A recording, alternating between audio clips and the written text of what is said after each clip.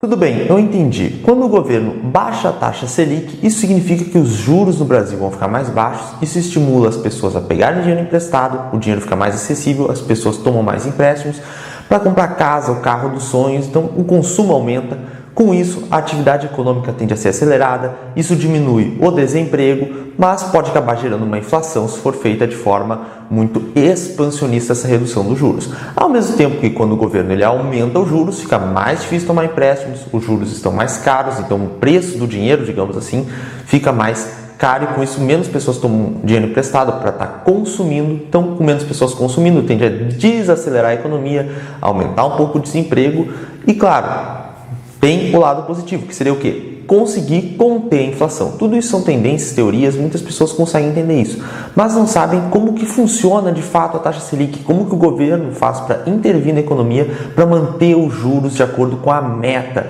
da taxa básica de juros, que aqui no Brasil é a nossa taxa Selic.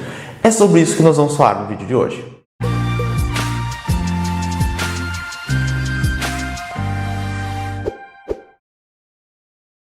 Opa pessoal, meu nome é Felipe Jacques, eu sou assessor de investimentos credenciado pela Ancor e possuo especialização em investimentos Ambima. No vídeo de hoje nós vamos ver um conteúdo que é muito raro, sim, basicamente não tem disponível de graça no YouTube, conteúdo bem aprofundado. E também, solicito para vocês já deixarem um like, se inscreverem no canal, que é um conteúdo realmente bem bacana e que dessa forma didática que a gente tenta trazer, claro, não vamos ter tanto rigor técnico, porque é para simplificar, para tentar trazer essa parte didática, mas é um conteúdo que realmente não existe de graça, não está disponível em qualquer lugar. Então, primeiro, o que a gente tem que entender? A taxa Selic é a nossa taxa básica de juros. Ela é definida basicamente pelo governo. Só que o governo, sim, não existe uma lei que faça o mercado se comportar de uma determinada forma. Pode existir uma lei que vai fazer com que agentes do Estado, nesse caso o Banco Central, que a gente vai falar bastante sobre ele, atuem na economia para intervir em determinados aspectos para atingir metas. Então é assim que funciona. A economia ela não é regida, digamos, o governo criou uma lei, é isso. Tem que acontecer mecanismos, sejam de trocas voluntárias, de incentivos ou com algum tipo de intervenção do Estado, do governo na economia. E é assim que acontece. Mas antes a gente precisa entender como é que funciona o sistema bancário em si, pessoal. Então vamos dar uma olhadinha no slide que está aparecendo na tela de vocês. Bom, pessoal, o negócio do banco é comprar o dinheiro barato e vender o dinheiro caro. Então, vamos supor a pessoa ali da esquerda, ela deseja aplicar um dinheiro no banco para receber em troca uns juros. Então ela entrega um dinheirinho para o banco e no final do período o banco vai devolver esse dinheiro para ela, o principal, mais uns juros, no caso ali 2% ao ano. Então o banco captou esse recurso dessa pessoa ao custo de 2% ao ano que ele vai ter que devolver no final do período. Mas o que ele faz? Ele vai deixar esse dinheiro parado, perdendo o poder de compra para a inflação? Não, pessoal, o banco vai estar sempre buscando lucro. Então o que ele vai fazer? Ele vai pegar esse dinheiro que a pessoa da esquerda depositou nele e vai emprestar para aquela pessoa da direita que pensa assim, preciso de dinheiro emprestado. Só que o banco ele vai emprestar esse valor e vai cobrar um juros muito maior. Ali no exemplo, juros de 14% ao ano. Esse é o juros recebido. Então, esse é o dinheiro que o banco vai conseguir receber de juros daquela pessoa. Então, claro, não funciona assim, é uma dinâmica simplificada, mas para vocês enxergarem. O banco compra dinheiro barato e vende dinheiro caro. Capta dinheiro das pessoas, prometendo pagar para elas depois de um tempo 2% ao ano, ao mesmo tempo que os empréstimos que ele concede, ele cobra 14% ao ano. Essa diferença entre os juros que ele vai receber a mais do que o custo de captação dele é chamado spread bancário. Essa é uma das formas principais dos bancos lucrarem. Claro, vai ter outros tipos, taxa de manutenção de conta, outras coisas, mas o fator principal que faz os bancos lucrarem é essa questão do spread bancário. A diferença entre o custo que ele recebe, o valor que ele recebe, de juros, em relação ao custo de captação dele. O banco, então, é um intermediário financeiro. Ele é uma ponte entre pessoas que estão deixando dinheiro nele para render os juros e pessoas que precisam de dinheiro emprestado e aceitam pagar uns juros. E esses juros tem que ser maior para o banco conseguir ter o seu lucro. Bom, dito isso, pessoal, o que a gente tem que lembrar aqui da dinâmica do dia a dia? Nós temos contas correntes no banco, a gente não guarda muito dinheiro em cofre, até porque isso é arriscado também, é trabalhoso fazer essa custódia. Então o que a gente faz? A gente tem contas correntes no banco. Então ali um exemplo, o banco A, e tem a pessoa A, a pessoa B, a pessoa C, todas elas têm uma conta corrente nesse banco A. Então, pessoal, o que acontece com essas contas? O banco, ele não deixa um compartimento, esse aqui é como se fosse o cofrinho da pessoa A, esse aqui é o dinheirinho da pessoa B, da pessoa C. Não, fica tudo um bolo de dinheiro, pessoal. Dinheiro tem a característica da fungibilidade. Duas notas de 50 é a mesma coisa que uma nota de 100. Duas notas de 20 e uma de 10 é a mesma coisa que uma nota de 50. O dinheiro tem essa característica de ser intercambiável, de ser fungível. Então, o que o banco faz, pessoal? Ele tem um montante total de obrigações. Vamos supor que o total que as pessoas depositaram nesse banco é de R$1 milhão. Só que o banco, pessoal, ele consegue ter uma estimativa por meio da sua contabilidade de mais ou menos quanto que as pessoas pedem de saque, fazem movimentações em um determinado período, por exemplo, em um mês. Então, o que o banco pensa? Ele pensa assim, eu consigo estimar mais ou menos o quanto as pessoas movimentam por mês. Então, eu não preciso deixar esses 1 milhão parado, porque muito dificilmente todo mundo, ao mesmo tempo, iria solicitar o saque integral dos valores das suas contas. Então, o que o banco pensa? Eu não preciso deixar esse R$1 milhão parado, perdendo para a inflação. Né? O banco ele vai sempre querendo buscar movimentar esse dinheiro. Então, o que ele vai pensar? Olha, eu não preciso deixar esse 1 milhão parado, porque muito dificilmente todo mundo vai pedir saque das suas contas ao mesmo tempo. O que eu posso fazer? Eu posso deixar apenas, por exemplo, 200 mil em caixa, que eu acho que é um valor seguro que as pessoas mais ou menos sacam e movimentam por mês, porque, como eu havia mencionado, eu consigo fazer essa estimativa no meu histórico de dados que as pessoas muito dificilmente vão sacar esses 1 milhão ao mesmo tempo. Então, o que o banco faz, pessoal, no fim das contas? O banco empresta mais dinheiro do que ele realmente possui, e com isso ele cria moeda em circulação na economia, por meio do efeito multiplicador de crédito, ou seja, crédito, ele empresta, concede mais empréstimos do que o valor que ele tem em caixa. Então, nesse exemplo, o banco, ali ele possui um valor total de depósitos, ou seja, os depósitos são obrigações dele. Se todo mundo quiser sacar ao mesmo tempo, que é muito difícil, ele vai ter a obrigação de entregar esse valor para cada pessoa. Somando todas as pessoas que têm conta corrente, nesse exemplo, o banco tem total de 1 milhão em depósitos, em obrigações. Só que ele só tem em caixa R$200 mil. Por quê? Porque R$200 mil é uma margem de segurança que ele entendeu, que seria mais ou menos quanto as pessoas movimentam, sacam por mês e ficaria seguro ali na gestão de liquidez dele. Então, pessoal, o que a gente tem que entender disso aqui? Se todo mundo for sacar o dinheiro ao mesmo tempo hoje, de valor resgate total, os bancos não possuem dinheiro. Não é o banco A ou o banco B, é todo o sistema bancário trabalha dessa forma alavancada, ou seja, com mais dinheiro do que eles realmente possuem. Se todos os correntistas solicitarem resgate, saque das suas contas ao mesmo tempo, o banco não vai ter dinheiro para o resgate de todo mundo. Ah, eu não quero acreditar em ti, eu duvido que seja isso. Pessoal, dados empíricos, a história comprova. Então, ali um exemplo da notícia na época da crise da Grécia. Com a corrida aos bancos, o que é corrida aos bancos? É quando por algum motivo, seja um temor de alguma crise, alguma coisa, várias pessoas correm aos bancos para solicitar saque. Então, com a corrida aos bancos na Grécia, o governo confirma feriado bancário. Então, os gregos correram para retirar o seu dinheiro dos bancos num sábado, que tinha ocorrido, e os bancos ficarão fechados até um determinado dia que o governo determinou, e haverá limite de saque nos caixas. Por que isso acontece? Porque várias pessoas correram aos bancos ao mesmo tempo para solicitar o resgate, acima do que era a estimativa dos bancos, porque deu uma crise lá na Grécia, que não tinha muito como prever ao certo, e os bancos não tinham dinheiro para o saque de todo mundo. Então, foi decretado um feriado bancário, teve limite de valor de resgate nos saques. Então, tudo isso comprova, e tem vários outros casos ao longo da história. Então, os bancos, pessoal, eles emprestam mais dinheiro do que eles possuem, e o seu dinheiro que você tem no banco nada mais é do que um passivo do banco. É uma obrigação que o banco tem de te entregar caso tu queira sacar. Mas não é o que o dinheiro é seu, digamos assim, porque não tem o dinheiro de todo mundo. Os bancos, como eu falei, emprestam mais dinheiro do que eles possuem em caixa. Então, pessoal, o governo entende que é muito importante regular essa questão, para os bancos não saírem emprestando demais.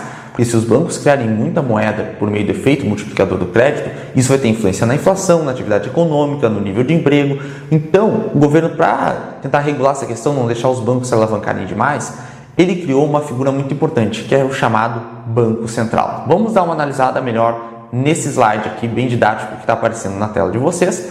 Nesse slide, pessoal, a gente consegue observar, assim como a pessoa A, a pessoa B, a pessoa C tinham contas correntes em um banco comum, naquele exemplo, o banco A, os bancos, eles também possuem uma espécie de conta corrente, entre aspas, no Banco Central. Por isso que o Banco Central, que é um órgão do governo, ele tem esse nome, Banco Central. Ele é o banco dos bancos. Ele centraliza as contas correntes dos bancos comuns nele.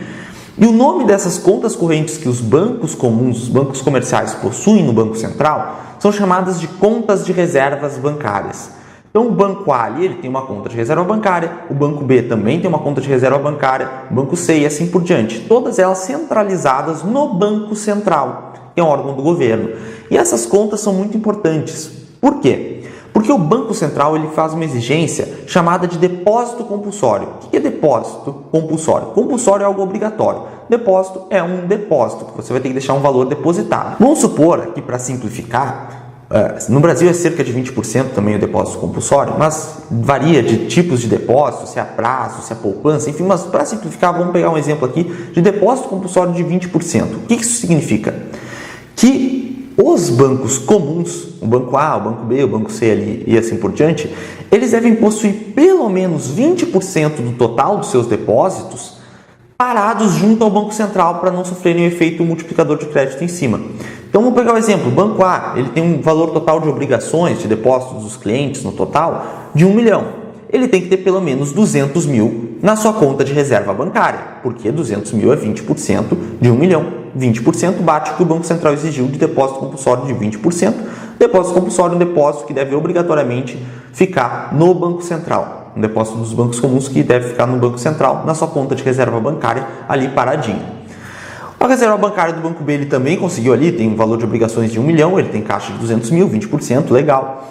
Só que, o que pode acontecer? O Banco C ele pode ter um problema de liquidez. Ele pode ter um total de obrigações, por exemplo, de 1 milhão também, só que ele só tem em caixa 180 mil.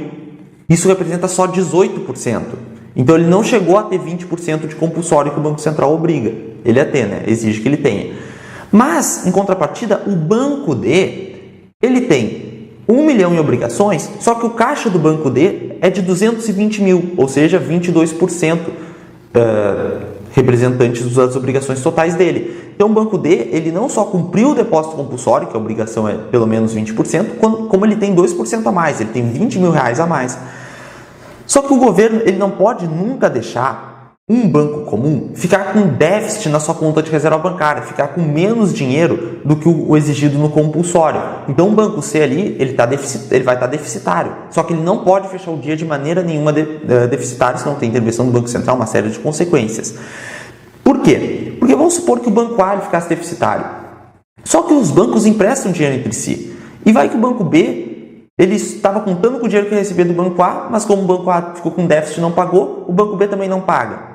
Só que o Banco C esperava receber dinheiro do Banco A, do Banco B, os dois estão com déficit, ele não recebe também. E o Banco D também estava esperando receber do Banco C e assim por diante. Pode dar um efeito dominó, um risco sistêmico, do sistema como um todo colapsar, caso um dos bancos não tenha dinheiro para pagar, porque os bancos fazem muitos empréstimos entre si. Se um banco não paga o outro, que não paga o outro, que não paga o outro, dá um efeito dominó. Isso é o risco sistêmico de todo o sistema quebrar, porque um banco foi deficitário. Então o governo não deixa de maneira nenhuma os bancos ficarem deficitários, ou seja, não ficarem com pelo menos o 20% do compulsório ali, como era o caso do Banco C, que a gente observou que só tinha 18% em caixa na sua conta de reserva bancária do total das suas obrigações, dos seus passivos.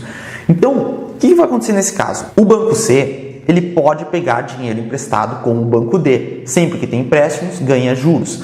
Então, o Banco D, pessoal, ele vai querer emprestar para o Banco C. Isso é um empréstimo interbancário, um empréstimo entre bancos. Por quê? O Banco D ele vai emprestar para o Banco C porque ele vai receber juros. Então o Banco D pensa assim, olha, tem dinheiro sobrando na minha conta de reserva bancária, 20 mil a mais do que eu preciso. Olha, eu quero ganhar uns juros, vou emprestar para o Banco C só por um dia para ele, que ele precisa ali para fechar o dia com um compulsório em dia, né? Então ele pensa assim, vou ganhar uns juros e vou conseguir cumprir meu compulsório de qualquer forma. Com isso, o Banco D emprestaria, nesse exemplo, 20 mil reais para o Banco C, que era o que estava faltando, e o Banco C vai pensar assim, olha, eu vou pagar uns juros, mas é uma operação só de um dia, por isso overnight, com duração de uma noite, né, um dia, vou pagar uns juros, mas vou conseguir cumprir o meu compulsório. Então o Banco D empresta 20 mil reais para o Banco C, o Banco C ele entrega em troca, como lastro, como garantia dessa operação, títulos públicos federais, são títulos da dívida do governo, né?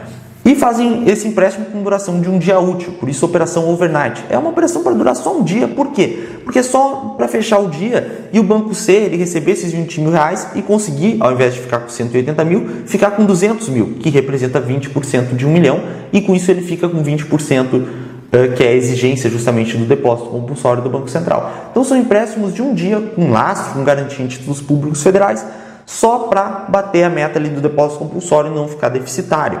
Isso são empréstimos interbancários, empréstimos entre bancos. E acontecem inúmeros desses empréstimos. O Banco C, ele pega emprestado com o Banco D, vamos supor, com uma taxa de juros de 5% ao ano, entrega títulos públicos federais como garantia. Só que o Banco X, ele também recebe dinheiro emprestado do Banco Y, por exemplo, só que daí a taxa é em 4,9%, entrega títulos públicos federais como garantia também, e acontece inúmeras dessas. o banco A com o banco B, o banco W com o banco L, enfim, vai acontecendo assim entre diversos tipos de bancos diferentes. E o que é a taxa Selic, pessoal? A taxa Selic nada mais é do que a média ponderada das operações no mercado interbancário, ou seja, nesse mercado de empréstimos entre bancos, com lastro em títulos públicos federais, ou seja, garantia em títulos públicos, e com duração de um dia útil. Isso forma o que a gente chama de taxa Selic over de overnight, de duração de um dia útil. Então é a média das taxas praticadas no mercado interbancário, de empréstimos entre bancos que tenham como lastro justamente títulos públicos federais e duração de um dia útil. Então, pessoal, a taxa Selic over nada mais é do que essa média ponderada desse tipo de operação. Ela é a taxa na prática, quando na prática que os bancos estão emprestando entre si nesse tipo de empréstimo de um dia útil. Então, quanto de juros está sendo cobrado no sistema interbancário, nos empréstimos entre bancos? E aí que está, pessoal, o Bacen, ele intervém provendo ou retirando dinheiro, que seria sinônimo de liquidez aqui nesse caso, deste mercado para fazer a taxa Selic over ficar próxima da taxa Selic meta. Então existem dois tipos de taxa Selic, a Selic over, que é essa média das operações no mercado interbancário com duração de um dia útil e com colateral em títulos públicos federais, isso é a taxa Selic over. Mas nós temos também a taxa Selic meta. O que é a taxa Selic meta? Ela é uma meta, ela é uma taxa definida pelo governo, mais precisamente pelo Copom, que é o Comitê de Políticas Monetárias. Então a taxa Selic meta é uma taxa definida pelo governo e ela serve como uma âncora para as expectativas do mercado e para o Banco Central atuar nesse mercado de empréstimos interbancários. Para quê? Para fazer a taxa Selic over entrar em linha com a taxa Selic meta. Então, taxa Selic meta o governo define. Só que o governo ele tem que fazer a taxa Selic over, que é a taxa na prática, bater com a meta. E com isso, o Banco Central entra na cena para intervir nesse mercado e fazer os juros da taxa Selic over ficarem parecidos com a taxa Selic meta. Nunca fica exatamente igual, pessoal. É impossível ele bater exatamente a meta. Mas ficar com um desvio padrão aceitável, 0,1% abaixo, enfim, por exemplo, isso é aceitável. E como que o Banco Central faz isso, pessoal? A gente tem que lembrar da lei de oferta e demanda, que diz que quanto maior a oferta de um bem ou serviço, menor tende a ser seu preço. Isso vale para tudo e para o dinheiro também. Vamos supor que no município tem uma loja de roupas, somente uma. Ela vende uma camiseta por R$60. Vocês concordam que, se por algum motivo aumentar o número de lojas de roupa nesse mercado desse município, com essa maior concorrência, essa maior oferta de camisetas, tenderia a baixar o preço. Então aquela loja, ao invés de vender por 60, começaria a vender por 55. Só que chegar outra ia dizer, não, eu vendo por 50. Outra, não, eu vendo só por 45. Viram meio que um leilão inverso. Então quando a oferta de algo aumenta, pela concorrência, por esse sistema de concorrência, o preço tende a baixar. E com o dinheiro, a lei de oferta e demanda também é válida. Então, quanto mais dinheiro tem disponível no mercado de empréstimos interbancários, menor é o valor do dinheiro. Quanto menos raro, quanto mais abundante é algum bem ou serviço, isso inclui o dinheiro também, menor é o seu valor. E quanto menos dinheiro, quanto mais escasso for o dinheiro disponível no mercado de empréstimos entre bancos, maior é o valor, o preço do dinheiro. E o preço do dinheiro é os juros, né? Aqui para simplificar. Os juros é mais precisamente o valor do dinheiro no tempo. Então, quanto menos dinheiro tem, mais valioso ele fica, ou seja, maior é os juros. Quanto mais dinheiro tem, ele tem mais abundância, então o valor dele, o preço do dinheiro cai. O preço do dinheiro é os juros, então os juros tendem a cair. Então quanto mais dinheiro tem no mercado interbancário, menor é os juros. Quanto menos dinheiro tem no sistema interbancário, maior tende a ser os juros, porque esse dinheiro está mais raro. Então como que o Banco Central faz isso, pessoal? O mercado interbancário é o mercado de empréstimos entre os bancos, o Banco A, o Banco C, o Banco D e assim por diante. O que o Banco Central pode fazer, pessoal? O Banco Central ele pode comprar títulos públicos federais dos bancos, que entregam esses títulos, e o governo, o Banco Central, entrega dinheiro para esse sistema interbancário. Então, quando o Banco Central compra títulos públicos federais dos bancos, ele coloca dinheiro, ou seja, liquidez, no mercado interbancário, aumentando a oferta de dinheiro no sistema e diminuindo, portanto, o preço do dinheiro, ou seja, os juros. Então, o Banco Central reduz os juros dessa forma para fazer ele ficar de acordo com a meta. Se o juros está subindo acima do que a da taxa Selic meta, o governo vai comprar títulos públicos federais, injetar dinheiro no sistema interbancário, aumentando a oferta de dinheiro, tende a diminuir os juros para ele ficar de acordo com a meta. Nesse cenário, fica mais fácil para os bancos atingirem um nível de depósito compulsório exigido, reduzindo a demanda por empréstimos, menor demanda e maior oferta de dinheiro, igual preço, ou seja, o preço do dinheiro, os juros, cai. Então, isso é um exemplo caso o Banco Central queira reduzir a taxa de juros. Mas se ele quiser aumentar a taxa de juros, Aí ele faz o contrário, ele vende títulos públicos federais para os bancos e recebe dinheiro em troca. Com isso ele tira dinheiro do mercado interbancário. Então, quando o Banco Central vende títulos públicos federais aos bancos, retirando o dinheiro, a liquidez do mercado interbancário, ele reduz a oferta de dinheiro no sistema e aumenta, portanto, o preço do dinheiro, os juros. Quanto menos dinheiro, maior tende a ser os juros. O Banco Central aumenta os juros dessa forma para fazer ele ficar de acordo com a meta. Então, se a taxa Selic over estiver ficando abaixo da taxa Selic, muito abaixo da taxa Selic meta, o Banco Central vai fazer isso para aumentar os juros. Então, nesse cenário, fica mais difícil para os bancos atingirem o nível de depósito compulsório exigido, aumentando a demanda por empréstimos, e nesse caso, maior demanda e menor oferta, igual ao preço do dinheiro, os juros, nesse caso, sobe. Então, assim, o Banco Central faz o juros subir para ele ficar de acordo com a meta. Tudo bem, então é assim que o Banco Central intervém para fazer a taxa Selic over bater a taxa Selic meta. É assim que funciona o sistema interbancário e a nossa taxa básica de juros, a taxa Selic. Mas por que a taxa Selic é a taxa básica de juros? Como que ela influencia todas as demais taxas de juros? Bom, chegando no final do vídeo, vamos ver mais esse último slide aqui. A gente viu que o negócio do banco é comprar dinheiro barato e vender dinheiro caro. Então, o retorno que ele tem que ser maior que o custo de captação. Se os bancos eles captam recursos tendo em vista a taxa Selic, então o custo de captação do banco vai ter como base a taxa Selic. Justamente porque ele vai captar por CDBs, por exemplo, que vão pagar basicamente a taxa Selic ou algo parecido com isso. Então, o custo de captação dele vai ser mais ou menos esse. Então, ele vai receber o dinheiro tendo em vista isso. Não sei qual tipo de depósito, ou enfim, nos títulos públicos federais, mas o custo de captação do banco vai ser baseado na taxa Selic. Com isso, o banco, nos juros que ele forem cobrar das pessoas que ele forem prestar, esses juros têm que ser maior que a taxa Selic para ser lucrativo. Então, o juros recebido tem que ser pelo menos maior que a Selic. Se o governo baixar a taxa Selic, o custo de captação dos bancos baixa, eles não precisam emprestar tão caro assim. Se a taxa Selic aumenta, o custo de captação dos bancos aumenta, eles vão repassar isso para os empréstimos que eles forem fazer para as pessoas. Então, quando o governo reduz a taxa Selic, o custo de captação dos bancos se reduz, eles não precisam repassar um juros tão alto lá na ponta. Mas quando a taxa Selic aumenta muito, os bancos têm que aumentar a taxa de juros no final das contas para conseguir um retorno maior do que seu custo de captação. E é assim que a taxa Selic influencia todas as demais taxas de juros na economia. Bom, pessoal, pelo vídeo de hoje é isso. Espero que vocês tenham gostado. É um conteúdo que não tem disponível assim de forma gratuita para todos, né? Então, se vocês gostaram, realmente deixem um like para apoiar, se inscrevam, ativem o sininho de notificações. E eu apresento também para vocês os nossos cursos. Nós temos o curso BVI, Bolsa de Valores para Iniciantes, onde nós falamos como os juros influenciam a questão da bolsa e vários outros ativos. Nós temos o curso Start, para quem está começando no mundo dos investimentos, que é aprender detalhadamente esse tipo de conteúdo de forma didática e simples. E nós temos o curso de FIIs, Fundos de Investimento Imobiliário, que inclusive são muito impactados. E a gente apresenta também dentro desse curso a relação entre a taxa Selic e a valorização ou desvalorização das cotas dos fundos de investimento imobiliário. Então, é um curso bem completo que ajuda vocês a entenderem a exposição nesse tipo de ativos. Os links para os cursos estarão na descrição e eu agradeço a atenção de todos.